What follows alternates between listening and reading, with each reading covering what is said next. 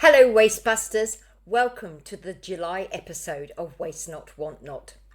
It's my birthday month, and I love nothing more than reflecting over the past year to honour not only my fuck yeah moments, but identify areas where I've wasted my energy on things that have no intrinsic value.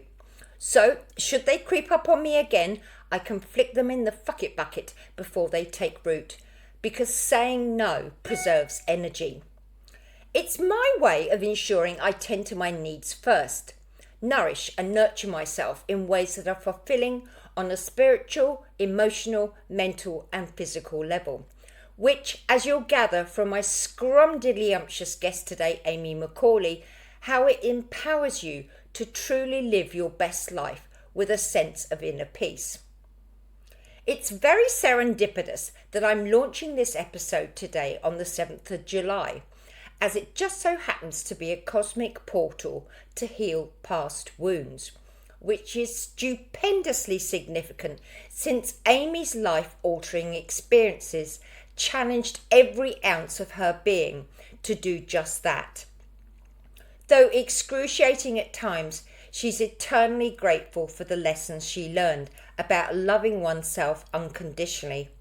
And, in true Amy vivacious style, she opens her heart to help others and be a beacon of hope for people who feel lost, overwhelmed, or broken, encouraging them to see themselves in a different light and live from the soul as opposed to societal expectations. Good morning and welcome to the show, Amy. It's an absolute delight to have you with me. Oh, thank you for having me, Philippa. It's so lovely to be with you and spend some time together. Thank you. You're an absolute inspiration, and I've known you for 10 years, but we haven't yet had the pleasure of meeting in person. I just needed to have you because you're such an inspiration to people. You've been on a real roller coaster, but the way that you've embraced your life's journey, it's not been a battleground, as so many people call it. You're a beacon of hope, and as hope lightens difficulties, is my family's motto. I thought, what better person to do this than yourself? Oh, thanks, Philippa. That's such a lovely way to look at it. Thank you. I appreciate that. I love to think that I am a beacon of hope for people. That is for sure. That's why I think I'm here and have been through what I've been through to give people hope. Just taking the journey right back, you had bulimia, and I know that it started earlier than a lot of people. You imagine it's in the teens when you're feeling Mm. insecure, but it had a lot to do with your relationship with food quite early on in life, isn't it? What kind of age did it Yeah. start? I remember having a bit of a funny relationship with food from a very young age, and also thinking and feeling that I always use the word fat, that I used to feel fat. I remember that. Even though I look back now and I wasn't fat, I wasn't. I mean, not that if I was, but I felt it. And I felt that was wrong. But I also used food very much as a comfort. I remember just eating bars of chocolate under my duvet cover as a child. I know look, kids loved lollies, but I think I was definitely secretive about my eating from a very early age. I felt shame around my food intake. I definitely felt shame. And yeah, so never really had a very good relationship with food at all or my body. But I think that the bulimia really started where I was purging and vomiting late teens when I moved away from home for the first time, and it was maybe like a kind of control mechanism or something like that. I don't know what it was, but it kind of started to get a little bit more serious in my late teens. Mm. And so, do you think, looking back in hindsight, what is the subconscious thought? Because at 7, one wouldn't be processing something about your relationship. Were you modeling yourself, or do you remember any comments or something, or was it just peers at school saying something to you? Honestly, I can't remember exactly. I don't think anyone ever really told me anything bad. I don't know how that came, but I just remember I used to compare myself to other people often at school and Right. would judge myself as to what size I was compared to other people. I think the society that we grew up back then on definitely was the diet culture was absolutely massive. And the Oh, message from society was for sure skinny is successful. You know, the thinner you are, the more successful, I remember all the adverts, like the Special K advert where this lady in a red swimsuit and she was like a beautiful figure. And, it was like the perfect figure. That's what we're all striving for. And then there was all the kind of diet industries. And yeah, like I think it was just there in the society. It was just there in all the conversations and whatnot. Yeah. Yeah, and again, that just goes to show how kind of insipid it is because it kind of creeps under your skin without a knowing. Yeah. And it's not until you get to a certain point and you think, oh, this is a secret relationship that I've got with this thing, that you have the shame around it and it becomes a real thing. Yes, I agree with you. I think it is. It's the subliminal messaging. It's like you see it on the billboards, you hear it on the TV, you see it in the adverts, you hear people talking, you see people talking about their own bodies. Can you pinch? I mean, I remember that advert, can you pinch more than an inch? And it's like, oh, and you can pinch more than an inch because you're meant to, because we're meant to have body fat on us. But that was a Yeah. shameful thing if you could pinch more than an inch. So it was all that subliminal messaging definitely has an impact if you're hearing it over and over and over. Yeah, for sure. It's just struck me because you put a post up probably about a month ago, and a lot of people put a before and after photo. Yeah. And you made the comment about the fact how it wasn't about judging before, it's about embracing that person before. And Mm. yes, your journey has brought you to a place where you're fitter and healthier on so many levels, just not physically. But she was still a lovely person. And that's what I really want to get the message across. It's a part of who you are. Absolutely. I realized I ran an exercise business for about 10 years, as you know, and I was all about helping people be the healthier, happier version of themselves. And for me, my angle was usually, or was coming from a place of using exercise for a mental health perspective. And I used to use before and after pictures for me to sort of motivate people to come and try the exercise because I knew that people were motivated by a physical change. So I would put a picture up of myself, how I was when I was bigger, and then a picture of what I put up when I was fitter and leaner. It was only just recently that I realized how much I was shaming that person, that me, that younger me who was showing up, doing the very best she could. I just had my children or a child, and I was struggling with a bit of postnatal depression, and I was doing the best I could. I was trying to breastfeed. And what I realized I was doing as I put that picture up is that my message was, that's a shameful me, but you can change your life and you can be this. I apologized to myself. I did some healing around that with myself because I realized that, every part of my life I've been doing the best I can. And my success and everyone's success absolutely does not come down to the size of our bodies. My body had produced a beautiful baby girl. Wow. It was Mm. giving milk to this baby and it was doing miraculous things. Yet all I wanted to do was shrink her and get her to small again. It was like I hated myself, I hated my body, and I hated all parts of that. And I realize now my success was never defined. I defined my success by the size of my body. But truly, I don't think anyone else on the planet would have seen me like that. And isn't it interesting how you subconsciously did the same thing that impacted you early on, but actually realizing it? And I think you're talking about your health business, and I know that you did a lot of runs and things for mental health, and you were Mm. like a turbo bunny, so energized, and well, you still are. But the mental state was really, really important, and your emphasis, I mean, just looking from the outside, was fun.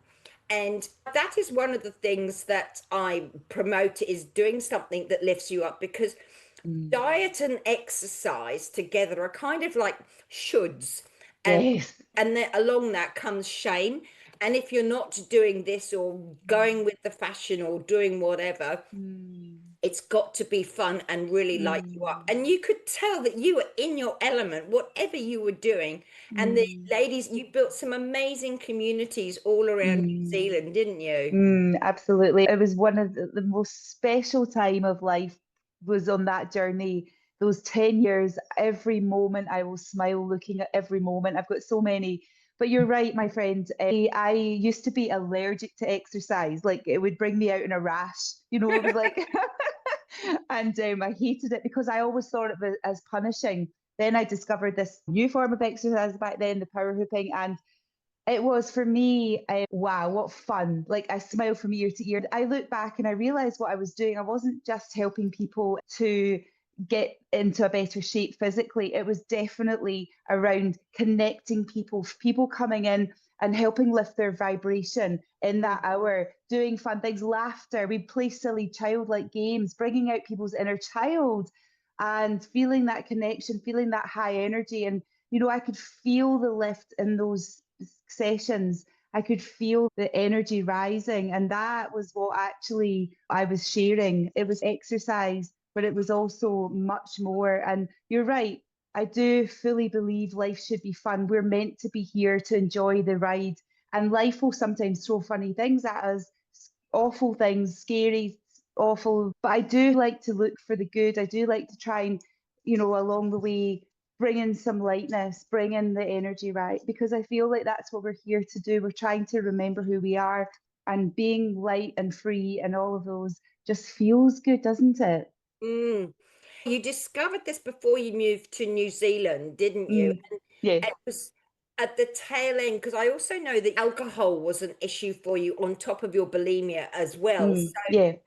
both of which I guess kind of numbed it out. Did you discover this and Yeah. that help you let go of them? Yeah, I wrote about this in my last book, which was Behind the Smile. I started drinking at an early age, and I liked the feeling of the buzz. It helped me escape myself. I realized that I didn't have a really good relationship at all with myself, and I think the alcohol gave me this confidence that I didn't really have in myself, or it gave me a kind of numbing out feeling. And Mm. from a really young age, I started drinking. I mean, I was a mid teenager. It was common. I mean, I wasn't alone. That was just what our culture was like. Yeah, yeah. And I noticed as I got older and I started having children that a glass of wine in the evenings led to two, led to three. I wasn't drunk every night at all, but I was definitely in the habit of having a drink every day. And I realized that there was times where it was getting a bit out of hand, where I was losing memory, or I was a lot out of control when I was drinking. I was a binge drinker. I felt really out of control. I shared one part of that in my book where it was the final straw that broke the camel's back for me in terms of my drinking. It was an awful thing, but funny now, and I'm glad it was pre-Facebook because I tell you, I felt so ashamed of myself.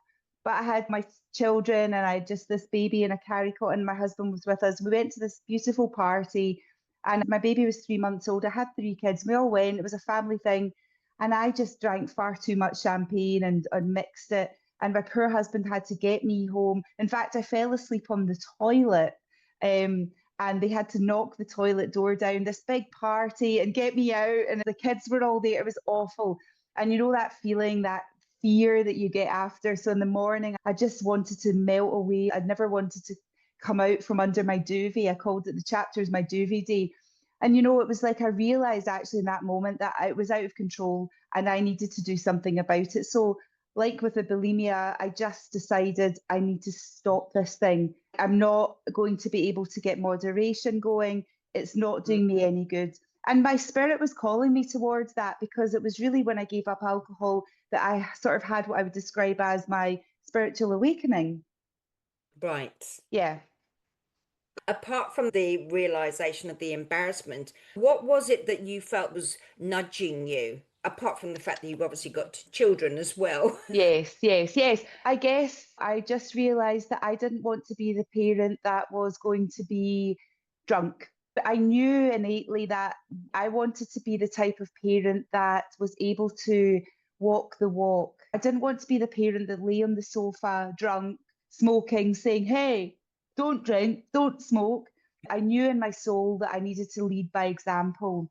I knew that I can't make anyone do anything, but I wanted my children to have the best experience of me. And I realized that I wasn't giving them that. And I wanted them to be the best version of them. I just had this feeling within me that I knew that I wanted to be better. I wanted to do better. And I knew that alcohol was stopping me from that. Did you start your life coaching before you came to New Zealand? Yes, I started that about 19 years ago, Philippa. I was still drinking at that point and I was still in and out of bulimia. I had still had a terrible relationship with myself. But when I embarked on that coaching course, that was the beginning of the change of my life. I was introduced to these incredible tools. Coaching helped me just as much as I've helped other people. It introduced me to new ways of thinking, new ways of learning to have a better relationship with myself. I was brought to coaching because I had an angel message. One of my dear friends, who was like my second mum, she had actually tragically been drowned at a very young age. And when she passed, I remember having this kind of like epiphany. I was doing a job. I enjoyed where I was working. I was in recruitment, beautiful people. It was one of the best times of my life. But I knew that wasn't for me. I knew there was something else for me and I couldn't figure it out. So I quit my job. I was in a bit of depression after she passed away, and I quit my job. And I remember saying to the universe, what am I here for? I don't know what I'm here to do. Anyway, so I was driving along one day, and this is like 19 years ago, way before coaching was really a big thing. And I had two words came into my head, and it was life coach. And I was like, oh, life coaching. And I had no idea what that was. So I went home and I did the dial-up computer back then. It was the one, do you remember when it made that noise? It took about half an hour to even go on, and then it made that ridiculous high-pitched noise. Anyway, I did about half a day of discovering, and I found a course and I went and did it. And it was Mm. one of the best things that I've ever done because it really set me on the path of changing my life for the better. And yeah, that was incredible. So yeah, that was a long time ago.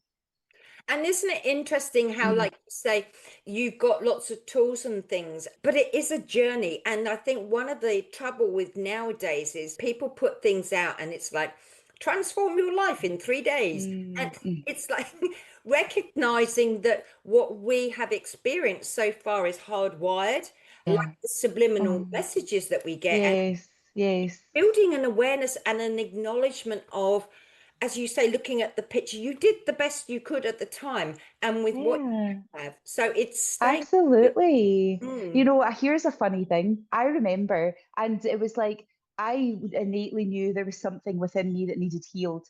And I remember when I was in my recruitment job going to a bookshop at lunchtime, and I was literally drawn to the self-help section. And this Louise Hay book jumped out. I'm not even kidding when I say it jumped out at me. And I was like, How to Heal Your Life. And I've got goosebumps talking about this. And so, anyway, I bought the book, Philippa. I'd never bought anything like that in my life. And I was getting the train to and from work. And I got the train home that night. And I swear, I put the book in behind another book because I was ashamed. I was like, I don't want anyone to know that I'm broken. I didn't know that's what I was thinking at the time. I was so ashamed to be reading a oh, book like that. So anyway, if you could see my bookcase now, I'm sure you've got a bookcase. I've seen it actually because I watched your incredible tiny home on YouTube, and my bookcase is full and my Audible is full. The last 19 years I've been on this journey, learning and hungry to find tools to be healthier and happier. And so, no, it's not an overnight fix. It is mm. a journey that one embarks on, and it's not for the faint-hearted. I do think that when we're going through a kind of journey on self-development and healing, you've got to go places that you don't necessarily want to go, and getting rid of the tools that I used before as a crutch, like alcohol and food. I'm not saying I got rid of food because obviously we need to eat, but what I'm saying is I healed the relationship with myself over time. So nothing happens overnight. It's not like that, but I do believe that it is a journey and I wouldn't change it for the world. I've learned and I feel like I'm so blessed with lots of wisdom and knowledge now, and it saved my life a year ago. Mm.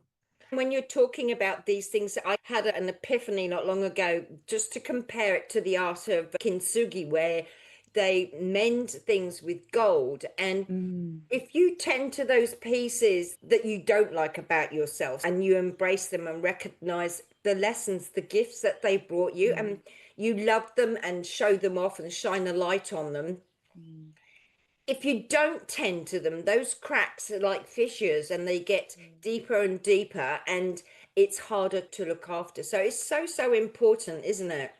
Oh, absolutely. I feel like the bigger the wound, the greater the opportunity of healing, and the bigger the reward of healing that big wound.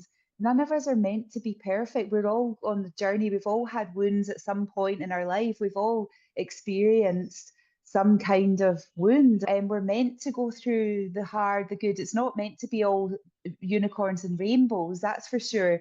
I shared the other day on my Facebook page around having a mastectomy from the Positive Pants Facebook, because I'm very open book and I want more people to hear my story because I feel like it's helping people heal. But I was in the swimming pool watching this man who'd lost his arm, he'd lost a leg, and he had beautiful body. And all I saw was beauty, Philippa. I was inspired instantly by him. He was walking out of the sauna. He was a beautiful soul. I could feel that. And I had nothing but respect and admiration for this strong man, this brave man. And then I got out the pool and I walked past a group of people and I hid my chest because I was so embarrassed that I had no chest. Not that I think for a second people were looking at me, but I was afraid and ashamed of myself.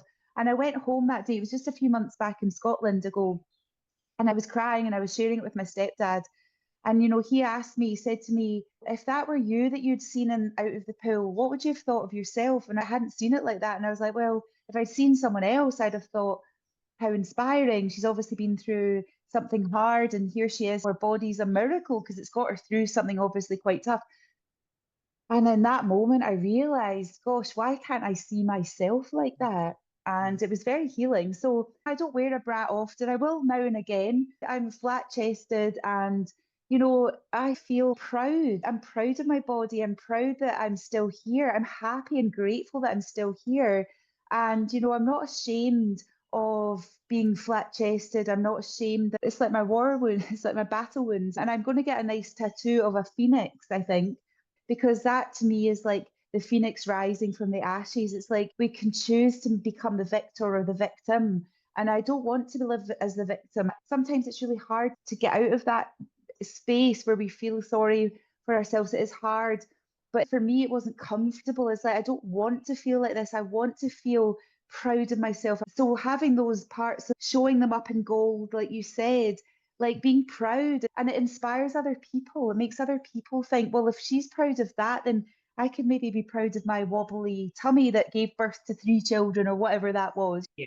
Yeah.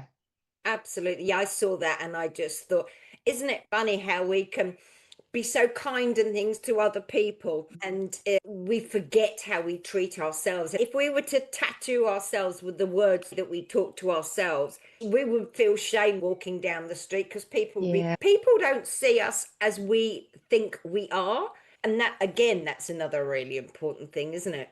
Yeah, absolutely. The lies that we tell ourselves is phenomenal, isn't Yeah. it? I've Yeah. got a wonderful thing that I often do if I find myself having a negative thought, maybe about myself or something. I'll just catch myself and I'll go, is that true? Mm, And then I'll go, yeah, it is true. And then I'll go, really?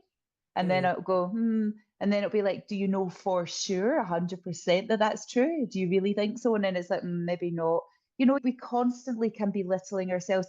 I have changed that over the years. I definitely am much kinder to myself and by the way I think. I've got a much better, more peaceful relationship with myself. I'm much more empathetic and compassionate. And that's why I've got this sense of peace, because I don't battle myself anymore. But I used to always be my worst critic. Yeah. And we're continuously striving to do something. So, in this Mm. forging, you mentioned the mastectomy. At what stage did you become aware of the fact that there was something wrong? Take us on the journey. Of course. So I was running retreats. It was September 2022.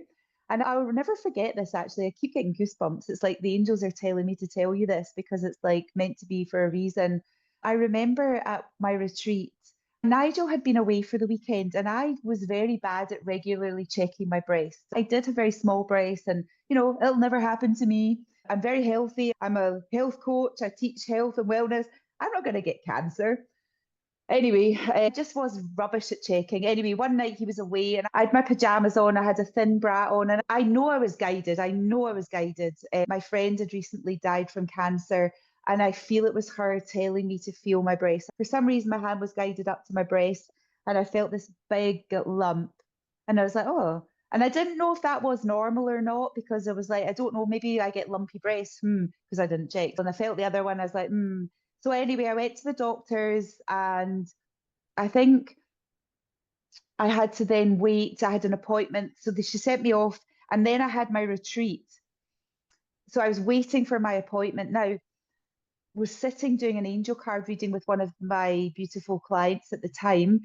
And I remember we were sharing something, and I was talking about being in a situation in life where sometimes we're just taken on a journey. And I shared with her in that moment that I'd found this lump and I didn't know which way it was going to go. I didn't know whether if it was cancer or not. But I had this innate sense of peace, Philippa, of thinking, well, okay, I didn't have an attachment to the outcome of that. I was like, well, if it is cancer, well, I'll be taken on this path for a reason. I knew that then. I didn't really have a lot of fear around it then. I don't remember the fear. And then it was, or if it's not cancer, then that's magic too. So I was in a very neutral space. And then I went to get my test and everything. And then I found out I had cancer. And it was stage 3. It was a big lump that they'd found. I was lucky that they'd found it at that stage. And that was me on the roller coaster from there onto the treatments, da da da da da. And yeah, it was just this roller coaster for the next 9 months. And so you didn't have time to process it? How do you get through the hurdle? There must have been Yeah. so many highs and lows. Yeah. Thank you for asking that question. It was very hard to process that. There was a week where they tested me and then I had to wait. They told me it was very likely to be a breast cancer, but I had a week where I didn't know if it was cancer or not. And I didn't know what stage it was going to be. So you can imagine where the mind goes with all of that. So that was a long week. And plus, I didn't want to tell anyone because I didn't want to fear people until I knew for sure. So I was in a very difficult space there. But once I had the diagnosis, I felt like this train came up on my side, this fast train. And it was like, your chemo will start 2 weeks. So I had to then go, right, I've got 2 weeks. My body was pumped of adrenaline. Adrenaline got me through. I had to tune in with my body. I had a bit of time to go, am I going to go down this path? It did feel like this one needs treatment. I needed to go down that path. But I did check in with my body first. And then I went on this path of fast moving. So there was no time really to process this because I was such shock because I didn't think it would happen to me. And was there shame around it? Perhaps I was a little bit, because I was in the position I was in, I was teaching everyone about well-being, and we used to raise a lot of money for breast cancer. As a community, we raised thousands of dollars for breast cancer. And I would always share, like, if you do exercise, it's going to help with that. So there was a little bit of that for me. It was like, wow. Anyway, that was just ego playing its tricks. So no, there wasn't much time to process it. You're on this journey. Chemo, that knocked me for 6. I tried to keep bouncing back. And then not long after that, I had to make a decision pretty quickly around a mastectomy or not, or a lumpectomy or not. My gut feeling was do the mastectomy. So I kind of went with my intuition, but it was very, very rushed. I mean, I'm not complaining. I was in great hands and I was very well cared for. But I remember feeling like I was on this fast train and then I went down the radiation. And it was those 9 months of and I had so many beautiful souls around sending me messages, making meals for the family. I was so surrounded by love. And I was so grateful. It was incredible. I was very well taken care of. I know that. And then I remember the oncologist 9 months later telling me, you've got the all clear. We'll see you in a year. And everyone at that point would think I should have been like having a party, like absolute party. But I didn't feel like having a party. In fact, I went just from here all the way down, and it was a very slippery slope right the way down to I ended up in a psychiatric hospital for a month and various respites. My mental health declined rapidly because what happened was my energy, my energizer, my life force felt like it had been taken away. I hadn't had time to process the trauma. And suddenly I'm left to my, I've been cushioned by all these medical appointments and people. That's where I'm passionate about helping, because once people finish the treatment, it feels like that all is well in your world. It's like, okay, you can just get back to life. Mm. Well, absolutely not, because you're changed forever. Plus, you've got to then process the trauma that you've just been through and everything. And the treatment just floors you. I was a shell of myself. It's interesting Yeah, you saying this yeah. because I think I sent it to you last night. There was a clip from Princess Catherine who had Mm, gone to a cancer center and she was saying yes. exactly the same thing. It's after the Mm, treatment and things, you need that intermediary step to yes, that's right. get, And it's unusual. No one would expect it. And I don't think it's talked about enough. For me, it was like I bounced back after every treatment. I was trying to be brave, trying to be strong. Come on, let's do this. But it's an accumulative effect with the treatments and the mental impact. Like you're suddenly facing your own mortality head on, like you're fighting for your life in some ways, in all ways, actually. And the battle is on and you're thinking about dying a lot. It's just a lot. And also for me, it was seeing my loved ones go through that as well. And I felt so much sadness and shame that I couldn't bounce back after this. I wanted to be good for them because people would say, oh, you must be so happy now that you've got your cancer free and all of this. And I was like, I've never been so miserable in all of my life. I've never been so depressed in all of my life. But I couldn't work out why. But of course, I can see it now. And I had to go through that dark tunnel. And believe me, the darkest tunnel of my life. It was like my generator just shut right down. And I had to then go on this healing journey, this journey to really heal the parts of me and look at places that I hadn't looked at and really do a lot of work to get back, to come back. And I didn't bounce back. I rebuilt like one little mm. brick at a time. It was one cup of tea at a time, one conversation at a time. It was so slow and it had to be like that. Yeah. Yeah, from what you're saying, it's like where you were cushioned by everybody, you didn't have time to think about it, but then you're left on your own and Yeah. it suddenly all sinks in. And yes, while you may be given this good news, it's like, oh, all this happened to me and you had no control over it. And it's now Yeah. I've got to take the wheel and move Yeah. forward, but I just can't. You know? Yeah, and then also you've got to consider that it's happened once. So then I spent many a night Googling the chances of this cancer coming back and where it would come back. And so any ache and pain that I had, which believe me, after a mastectomy and all of that treatment, there's aches and pains everywhere. And you're like, oh, or headaches, have I got brain cancer? That fear of the cancer coming back is so real. It's so there. And I've met so many people now, so many beautiful souls who have gone through cancer and live with that fear. They live in that space of fear where it's like, it's just around the corner. It's there to tap you. And then if it can happen once, can it happen again? Of course. And of course, as you go through a journey of life, you see people have it return and things. And it's just like, when am I able to live my life and actually free myself of Yeah. the fear? So there's a whole mindful that I don't think people really get, which is why I want to be a voice for it, because I feel like if we understand it more, then even the people that are caring, who are going through their own sort of Yeah. experience as well, then they will have more of an insight into why that person's not bouncing back after everything, or why are they not getting back to normal, why are they not so grateful that they're still alive, because you've got to process it all, you've got to go through it, you've got to have that journey. I'm not saying that everyone has to do what I did, but there does need some time to heal and process after the treatment finishes.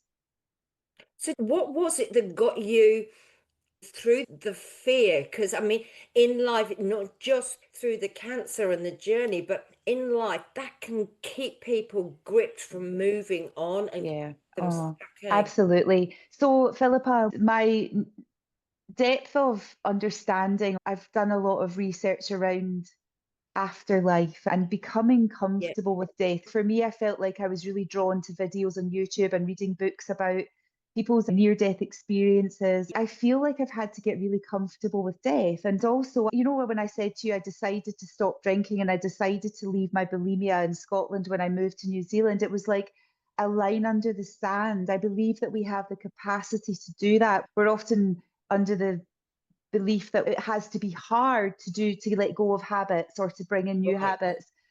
But I realized that I was in fear, and there was many a night where I was researching, am I going to get cancer again? I had a conversation with myself one day and I was like, okay, I can't know for sure. No one's going to be able to tell me if the cancer is going to come back.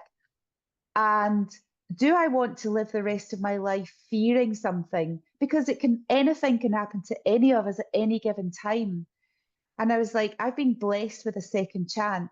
So the tools that I've been using over my last 20 years since I've been on this path, I'm like, it's time for you to put these tools into real action here, Amy. You've got all this knowledge. Now it's time to really embody this and use it. So I made a decision. I was like, I refuse to live the rest of my life in fear. I'm just not letting it in.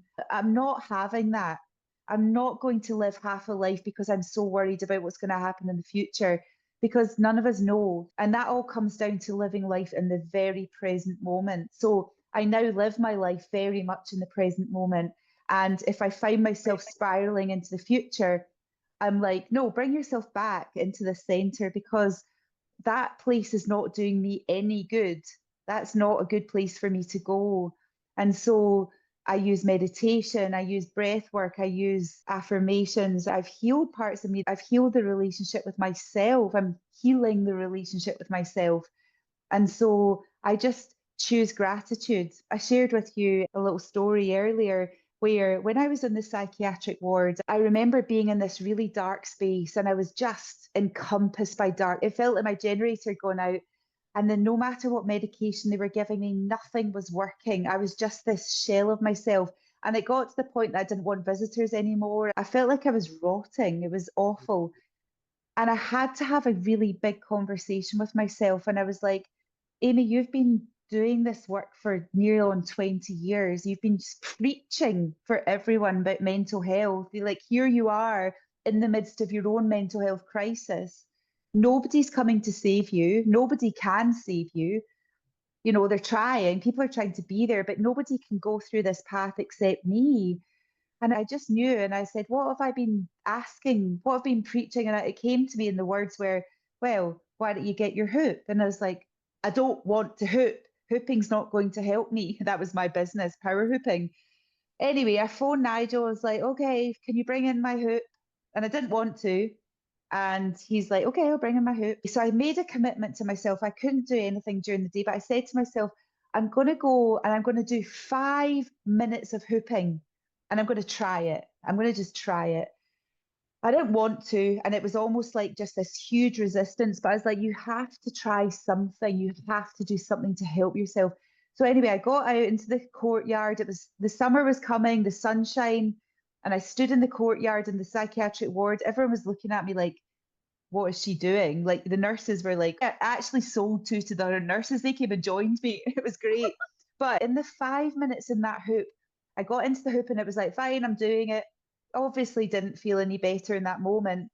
And I promised myself when I stand in that hoop, all I'm going to do is think of all the things that I've got to be grateful for in my life, because I knew gratitude was a really important tool. So I stood in the hoop and I was like, okay, so I'm lucky because I've got my beautiful children, got my husband who's supporting me. I've got this beautiful friends around me. I'm in a safe place. I can go and have a coffee. I've got a nice bed to lie in. I'm being looked after. I've got beautiful people helping me in my business. The more I looked for, the more I could find. And then I would come out my hoop and that was it. And then I'd go back to bed and I'd wallow for the next 23 hours and 55 minutes. But that 5 minutes started me on my 1% shift. So by doing that, allowed me to move 1%.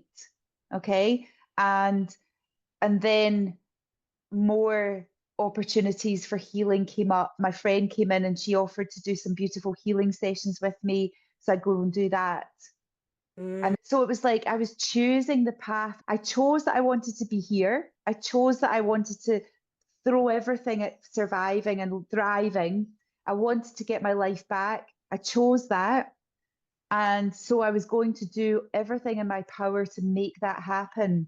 And honestly, within a few months, I was off all of the medications. And that was just my choice. They were not helping me and they weren't making me better. They helped me for when they needed, but I knew that innately I was trusting my intuition. I was being guided. And my healing journey for the last 18 months has been incredible. But all it started with was me making a decision to do one thing to move me 1%. And that accumulated over time. And here I am. And I do consider myself a walking miracle because I'm the happiest I have ever been in my life. wow. I swear to goodness. And I'm the most peaceful that I've ever been. This is my reward. This is the payoff. I live my life in this space now, and I'm not saying things don't happen in my life, but things wash over me in a way that they had never washed over me. And Wow. so I share this because I need people to know that how dark things got for me and how heavy and how scared I was and how terrifying the whole thing was. And even in a psychiatric ward, I knew that I needed to do something to help myself, or I could be there for a very long time. Like there was many people there that were there for a long time. And I was like, I need to be out of here. I need to move on. I need to get better. And so, wow, yes. Wow. I Yeah.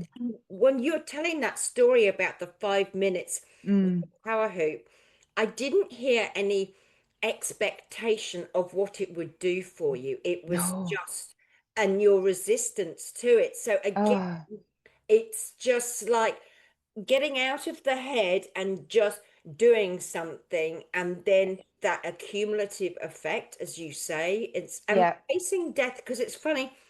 Mm. I don't know whether it's an age thing, but well, my guess was she's just written a book called You're to Die for Life, which is looking at life and living it to the full, but preparing and embracing death because it's actually inevitable. Yeah. It takes away the fear, as I understood it from what you were saying, Mm. removes the fear from it because it's going to happen and none of us Yeah. know when. Yeah. But by facing it and preparing for it, it takes away that fear. And a friend of mine's just running a death cafe uh, Oh, on a monthly basis. It's an international thing. It's been going for years, apparently. And it's just where people come and have conversations over a coffee and a cake. Any questions? And we've had somebody talking assisted. yes.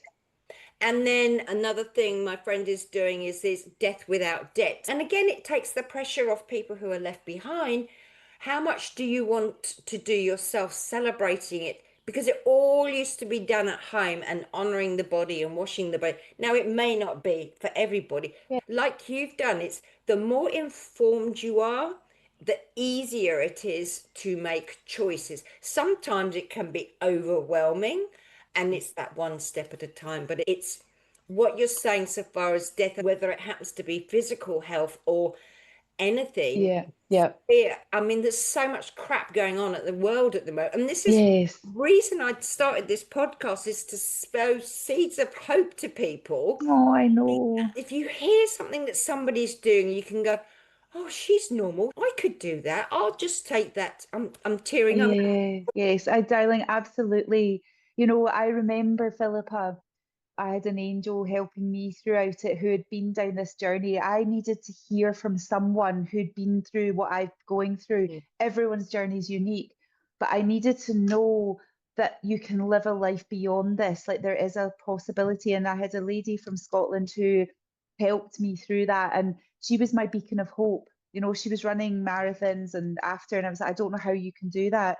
But having somebody who can be the light at the end of the tunnel to say, hey, listen, I know what it's like. You could never say to me, Philippa, you don't know what it's like. I've had many challenges in my life. I know that. And I know that lots of people have, everyone has challenges in their life, but I have definitely not gone through life unscathed. But what I've come to realize is that we're all connected to each other and we're all guiding each other home. And if we're given a huge experience in our life, not everyone goes through huge ones. Some people go through some lesser, but I believe the bigger the challenge, the bigger the opportunity to be a guiding light for someone else. And I feel like this experience for me is leading me to be that beacon of light for others, to be able to say to other people, hey, listen, if I can do this, believe me, you can do this. Hope is a superpower. Hope Mm-hmm. is a superpower, and it's something that we can all grab onto in our darkest of moments, or when we think there is no hope. There always is a light at the end of the tunnel. And so when people who go through something like this are able to then shine a light for others, the healing that is available for humanity is enormous. It's beautiful. So you have a happy van and you have a business called Positive Pants. And Yes. just share with us how it Yeah, came to you. thank you, my darling. So, a part of my healing was I embraced art therapy, and that was at Dove House, where I received a lot of my treatments during my cancer treatment and after. Beautiful kind of complementary therapies they offered there, like art therapy and Reiki and all of that. I was intrigued by art therapy, but I'd shut that part of me down, that non-creative side. I was like, I'm not artistic, I can't do art therapy. Anyway, I received a huge amount of healing through art therapy. And as a result, I created this little guy called Positive Pants. It was like a pebble. Like, this is Positive Pants here, that little guy here, this little pebble. And I made him, he's got little Scottish pants. And anyway, I know he's so cute.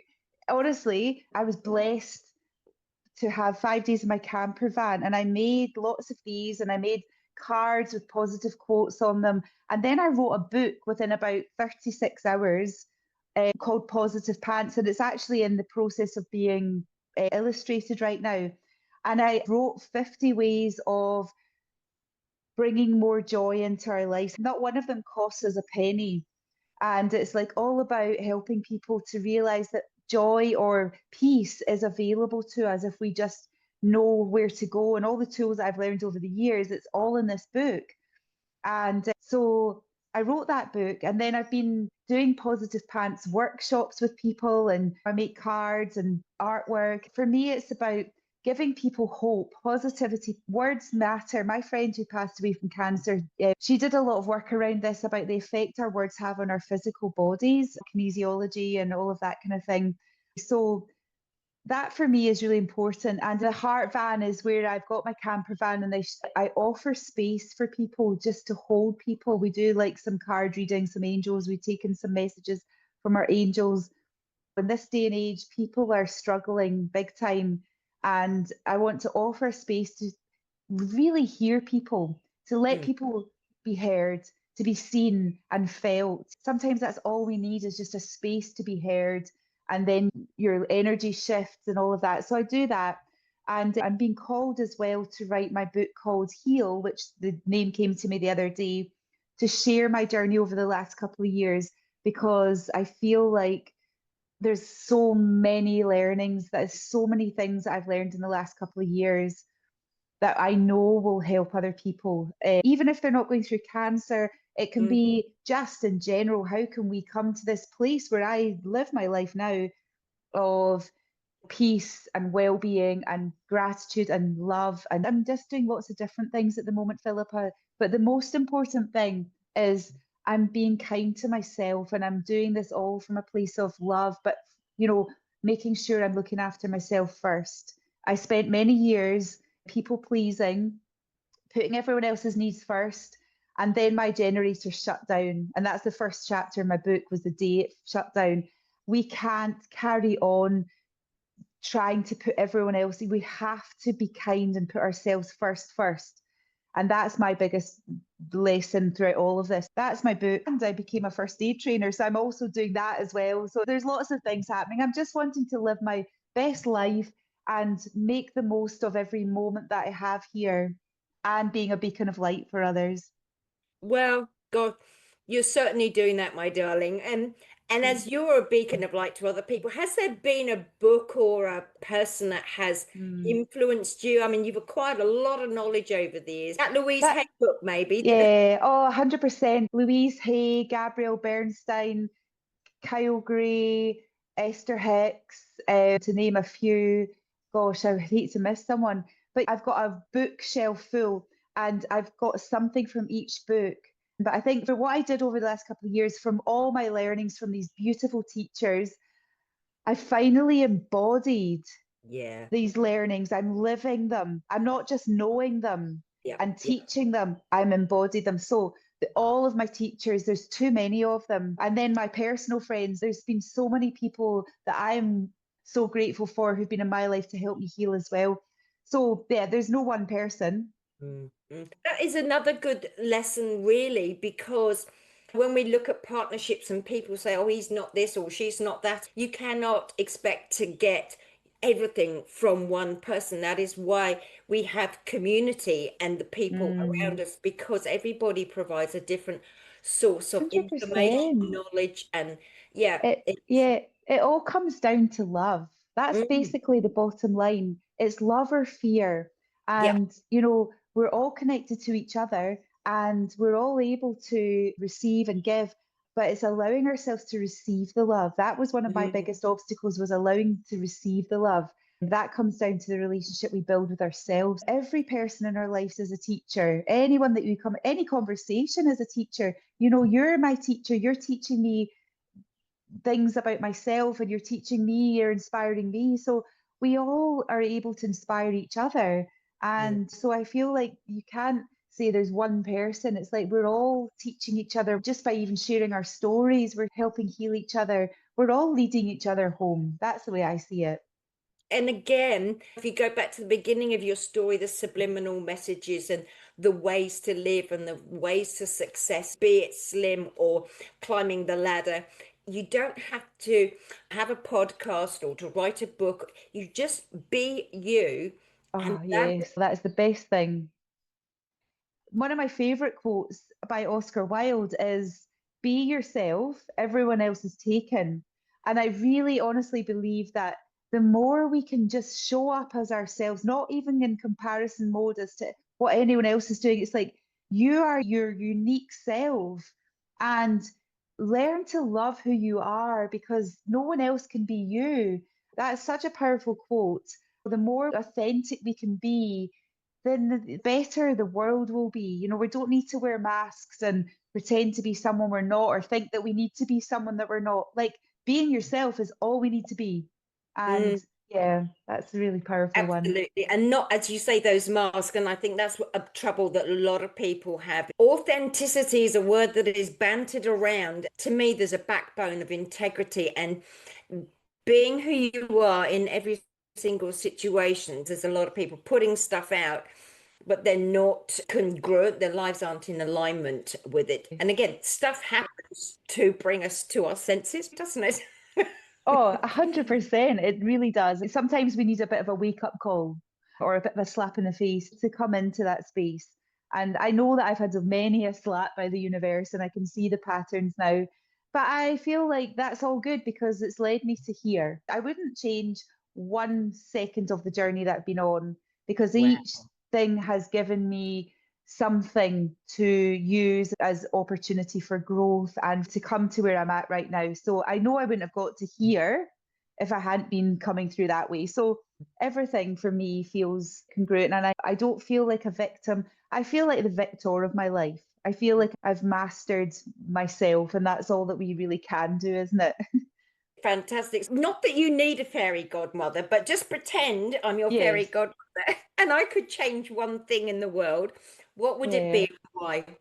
Oh, I've got goosebumps as I want to say this. So I think this world would be such a much more beautiful place if everyone could love themselves.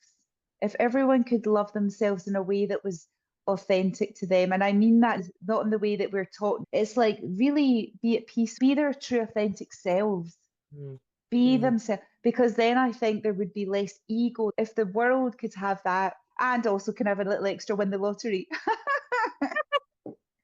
Let's get real. But we'll go with it.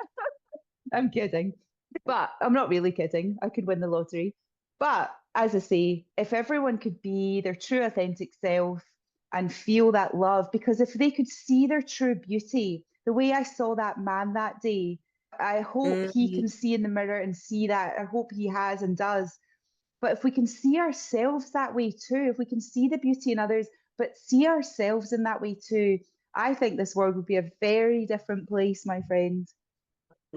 Absolutely. Well, what a beautiful note to leave it on. And where can people go to find out more about you, your forthcoming books? Best place right now, I'm on TikTok, Facebook, and Instagram, all under The Positive Pants. So it's The Positive Pants, and you'll find me there. And I share all of this there. And when I launch my next books, I'll share that all there. Well, I'll put all those on the show notes. Okay, thank you. Okay. Thank you so much for your time. My pleasure.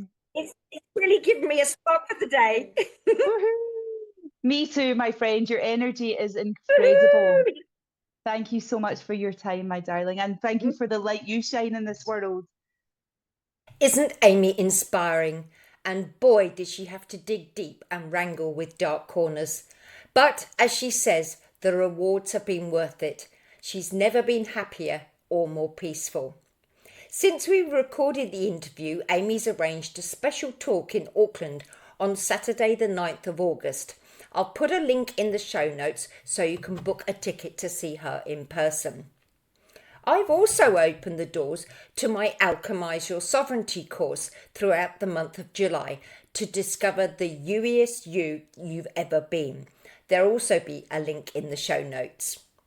Don't forget to share this episode, and if you enjoyed the pearls of wisdom you've heard today, please let me know by writing a review, as they're always appreciated, as are ideas for subjects or guests you'd like me to consider in the future. Just email me on info@villaparos.com.